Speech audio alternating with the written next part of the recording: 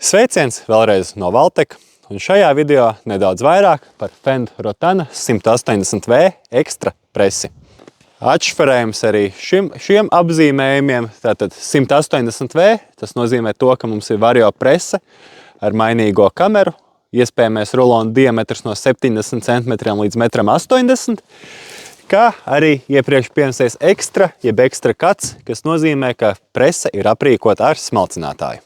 Prese mums ir aprīkota ar vāla piespiedēju rulli priekšpusē, pēc tam mums seko 2,25 metrus plats pacēlājs ar 5 zaru rindām, kā arī zem rotora mums ir nolaižamā grīda, kas būs noderīga brīžos, ja nu gadījumā mums ir izveidojies aizsprostojums.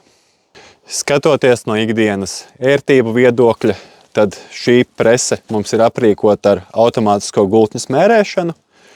Tāpatās mums ir automātiskā ķēžu eļļošana, kā arī presei ir šādi te āķi. Bet te varbūt uzdevums jums rakstīt komentāros, ka priekš kam jūsuprāt šie te āķi ir domāti.